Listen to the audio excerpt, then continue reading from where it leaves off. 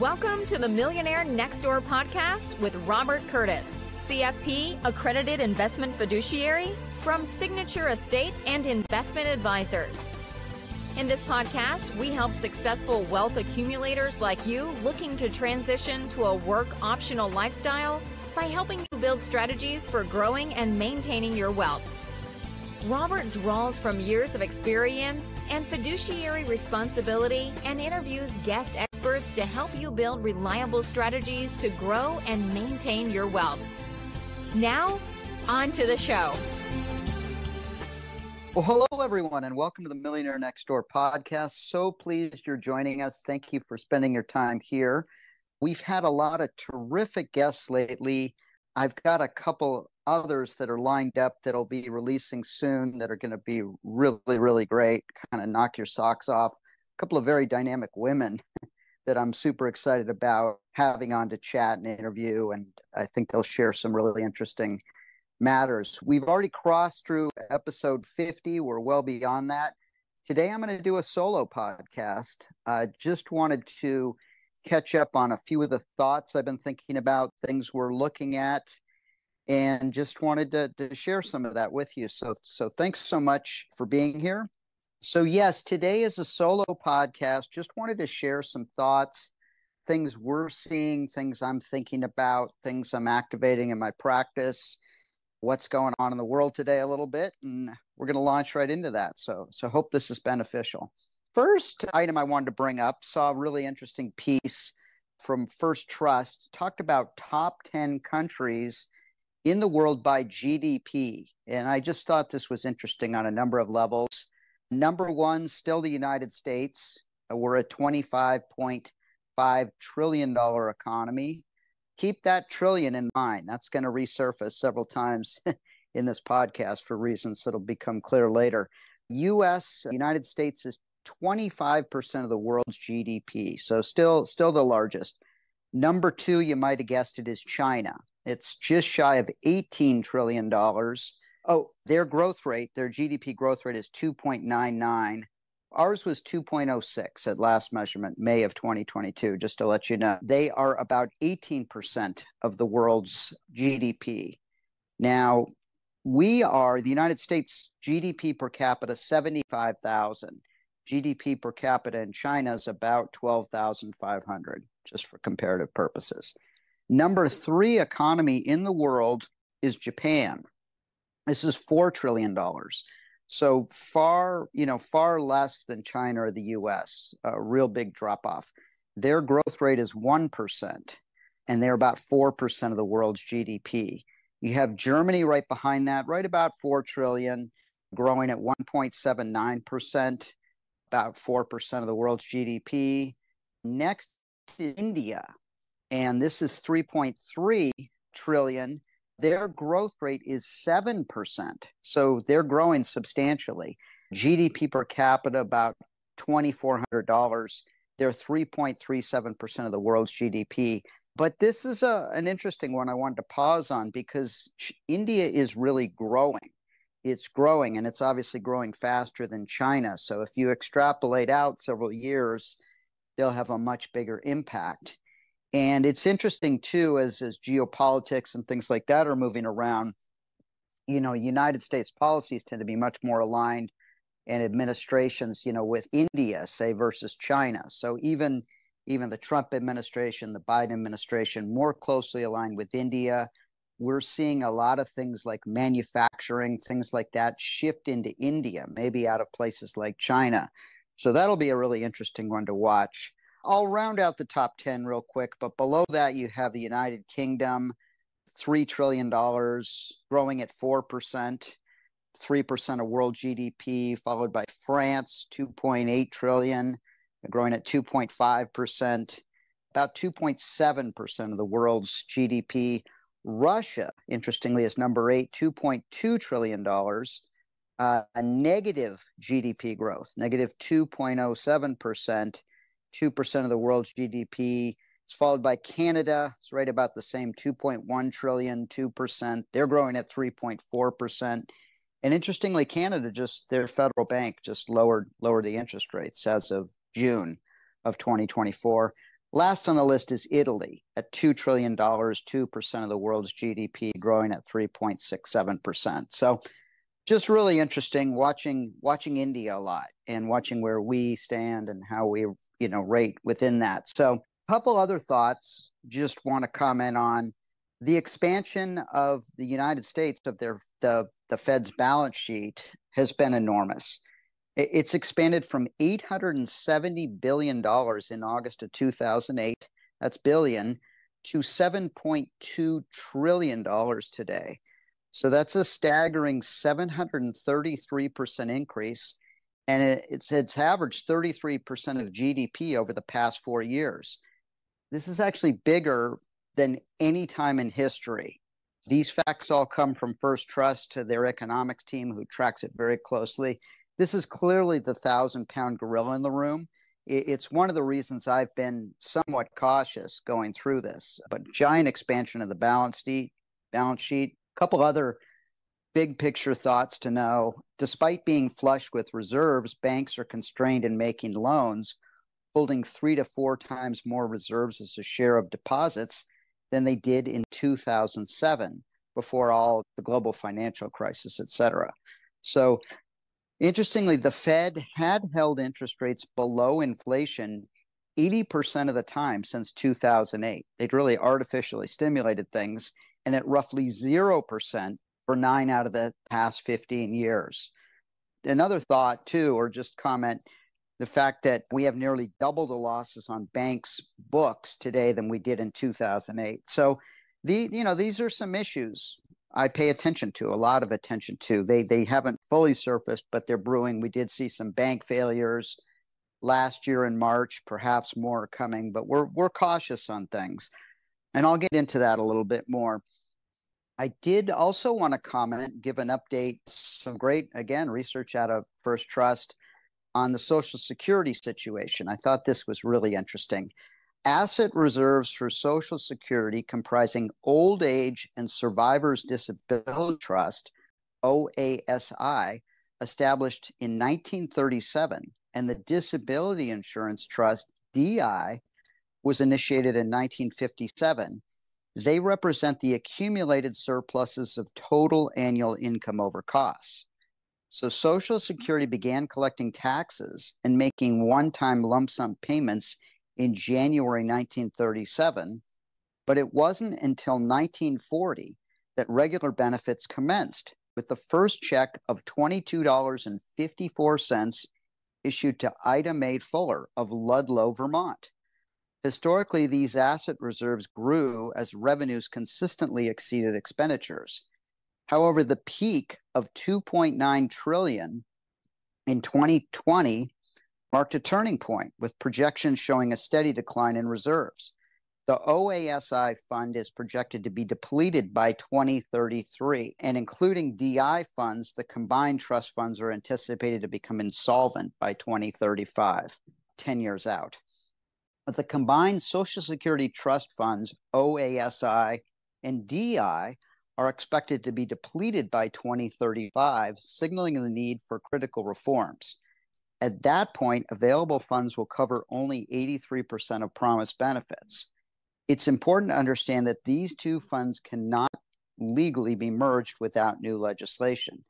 Nonetheless, their joint financial projections are commonly used to gauge the overall health of the Social Security program. The DI fund is currently stable, with projections showing it can meet its obligations through at least 2098. However, if the Disability Insurance Fund is not considered, the OASI alone would run out by 2033, with subsequent income only able to cover 79% of scheduled benefits.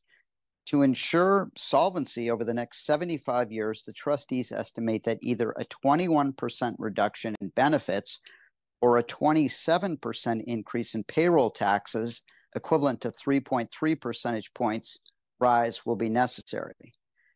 A large reason the Social Security program is headed towards insolvency is due to the slower growth of workers paying into the system compared to the faster pace in beneficiaries receiving payments, a trend expected to worsen. And these figures really paint quite a picture. So a higher worker to beneficiary ratio suggests a healthier system, while a lower ratio suggests financial strain.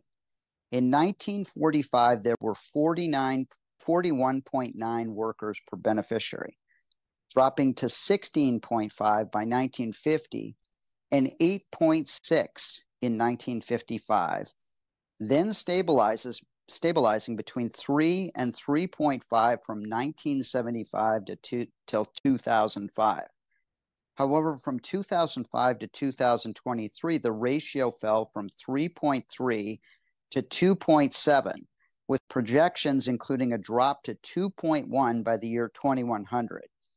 Major contributing factors include lower fertility rates, an aging population, and slower immigration rates. So that's quite a picture there, as you could see. Just wanted to share some of that data because I know you probably heard some of it, but that was really good data. Those are things we're keeping in mind for sure.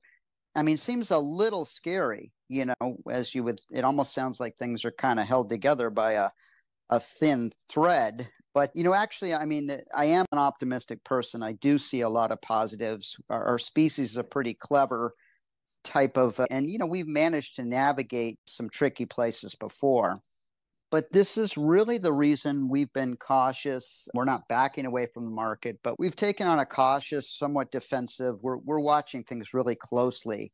As you know, it's taken me years, probably 25 years to develop and refine a process. I actually named it Our Process. It stands for objective, unemotional, and rules-based. So important to go by a process and watch the data and the numbers. And we're doing that really closely. So I treat it kind of like for the folks I work for and who engage me, powered by our process. It's almost kind of like Intel powered by the Intel chip, if you remember that. So just a few other thoughts. I mean, there are some things I'm thinking quite a bit and things to be positive about. One of the things that's really interesting to me is I heard a recent podcast interview with Bernstein, head of Richard Bernstein Research and Associates. There are now currently 170 companies in the Standard & Poor's 500 growing earnings in excess of 25%. That's some really good for growth. The odd thing is how concentrated the market has become. The market has been essentially saying that this magnificent these seven companies, or maybe really only 5 today, those are the only companies worth owning. It's sort of paradoxical. Their valuation has grown absolutely huge, and it's sort of completely ignoring the rest of everything else. Interesting time in history, very, very skewed dispersion. So yet we see so many of these other companies growing their revenues. So we're watching naturally and just observing the trends and reacting as well. So another area I found really interesting is this utility, the need to upgrade the utility infrastructure in the United States. We are dealing with a very old and outdated utility infrastructure that goes back to the 1900s. I mentioned 2035 a few minutes ago. In California, where I'm located, there's a mandate that there'll be no gasoline power vehicles sold after 2035. So there's a major need to upgrade the infrastructure, the utility grid. We've seen this in Texas, all over the country. The federal government's very aware of this, and they've relaxed rules for utility upgrades. Whether they take advantage of that remains to be seen. But there's currently an estimated $13 trillion in capital investment that's needed, that's likely to happen over the next 3 decades globally. That's a lot of money. I was hearing a discussion from Rich Bernstein and also reference to a Wall Street Journal article. There's something called reconductivity. They can make the grid much more efficient. That probably doesn't get a lot of excitement discussing at a cocktail party, but we're dealing with some really old wires that are sort of some old steel and copper cables. You can rewire those with modern ones and get like double the efficiency. You don't even have to replace poles and all that kind of stuff. So there's a lot of opportunities there. We're taking a close look at that. That's a really interesting and emerging area. Wanted to shift focus a little bit back to the practice. This just giving you some updates on some things. For some time, I took on the services of a consultant, really an expert coach for the purposes of perfecting and elevating the client experience I provide, and sort of developing and refining our process and making our clients the voice we listen to. I think the major point here is that it's a really, really great process. It works extremely well, but I'm never satisfied with the status quo. I'm always trying to make it, somewhat better all the time. That's a constant striving. So in that vein, I've reached out to a number of key clients, and plan to reach out to others as well. So if you're someone listening to this and I reached out, don't feel offended. I'll get to you, and or please, just DM me, direct message me, let me know, and I'd be glad to run these questions by you. Doesn't take long. 3 simple questions I'm asking of clients. What's the one thing you value most about your relationship, with me? And the responses have been really, really interesting. I certainly imagine things like they trusted me. I got very, personal response. I get knowing that I'm looking out for their interests all the time, honesty, integrity. One person just said they genuinely like me as a person, so that was kind of validating. A fun one I got, they really appreciated my process and my detail and my knowledge. They basically feel like they're working with a nerd. So I really like that one. And shout out to nerdism and geekism. Apparently I'm doing that well. So that was kind of encouraging. Shout out to Revenge of the Nerds here, if anyone remembers that old movie. But just got some really fun ones that were really interesting. One I really liked is knowledgeable, works on his behalf. In 20 years, he's never steered me in the wrong direction.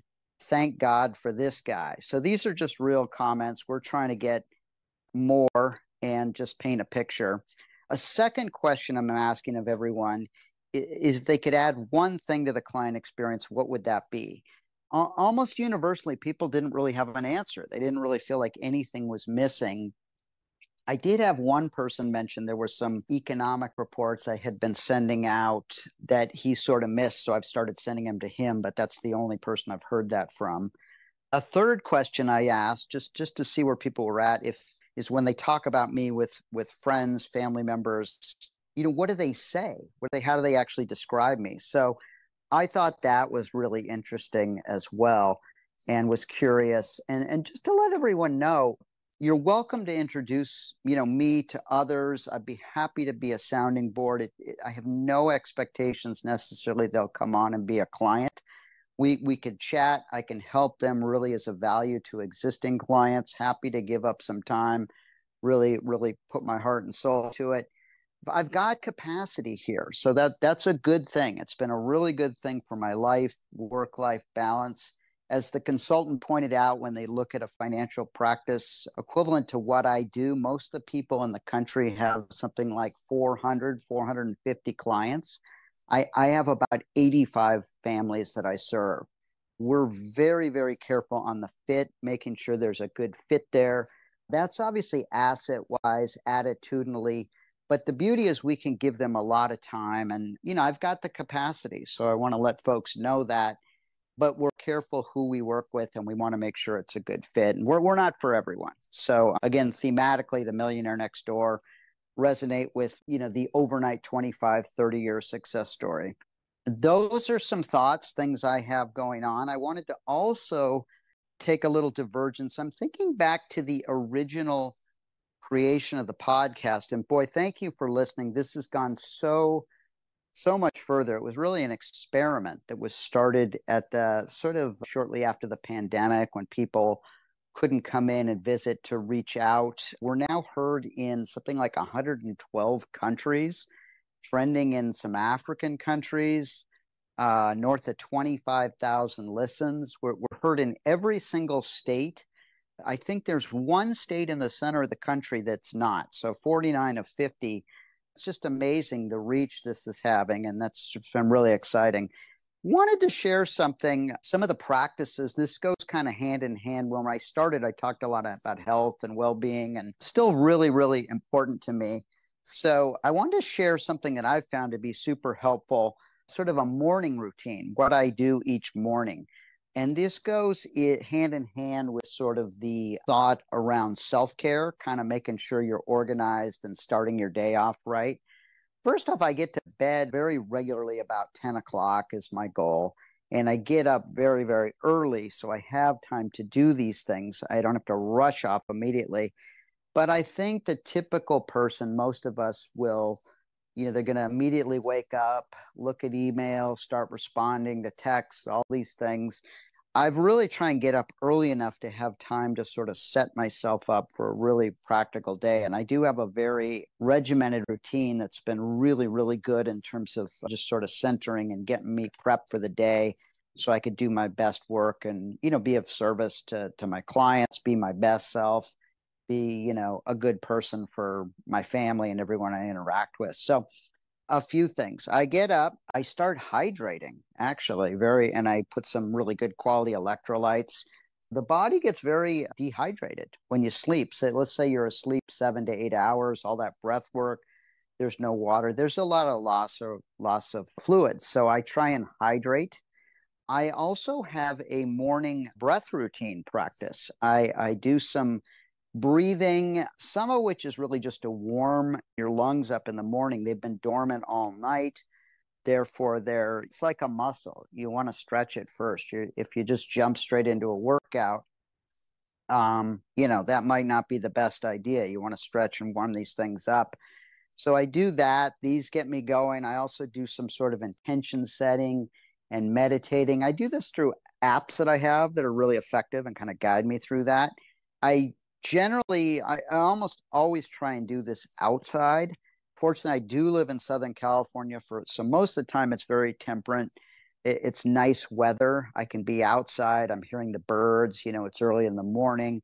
That morning sunlight is super good for you. I listen to a ton of health and wellness podcasts, and a couple, and just shout outs to them where this info is coming from.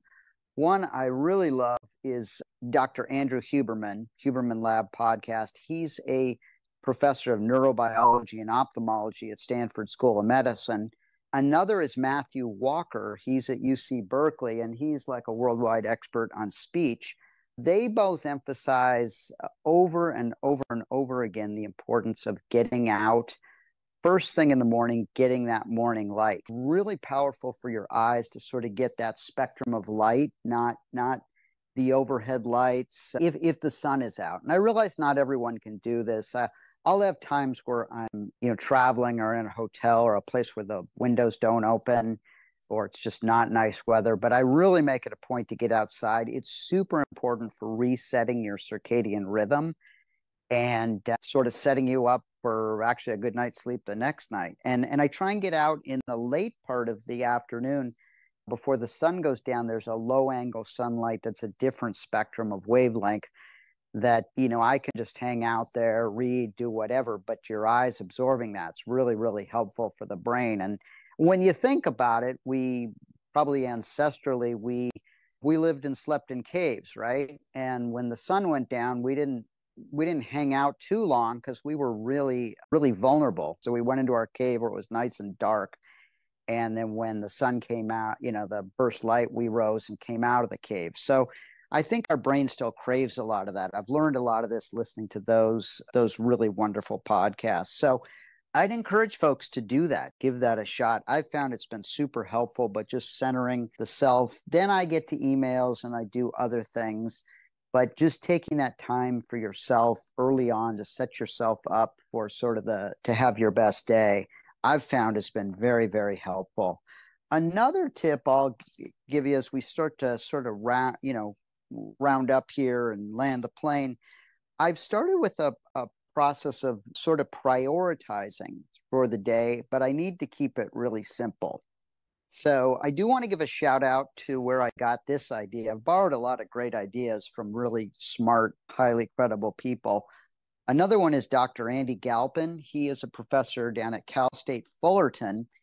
He is a really amazing guy. And I've looked at a lot of his material. He deals a lot with exercise physiology. He deals with a lot of athletes, a lot of high-level athletes, Cy Young winners, quarterbacks, that kind of thing.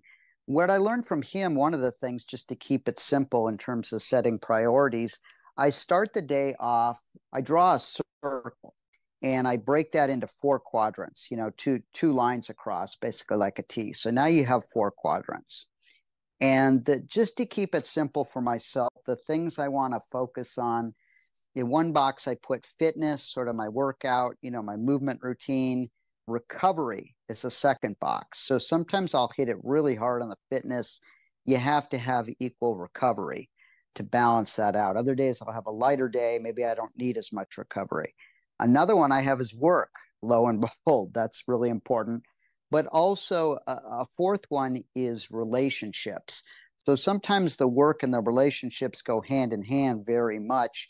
The work, I think of sort of recording the podcast, the technical detail, the trades, looking at the process, but the relationships, sometimes the interactions, what's going on in a bigger picture with clients and their lives, and what's their goal, and trying to really see the bigger picture in the forest through the trees. So those are 4 categories.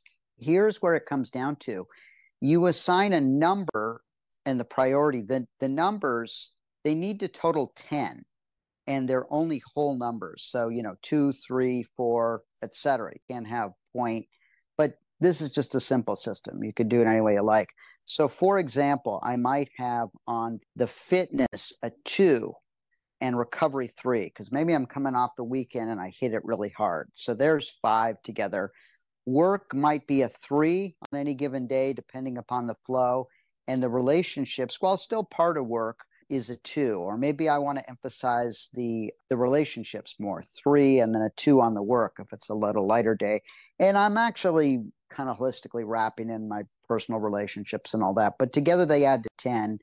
It just takes like a minute or 2, if that, and it just gives you an intuitive sense of what to do.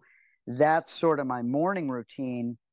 And I found that's been super helpful at just sort of, I mentioned many times on the podcast, sort of tuning out the extraneous noise that's out there. There's a lot of it to hear the true signals. I need to do that with my financial practice.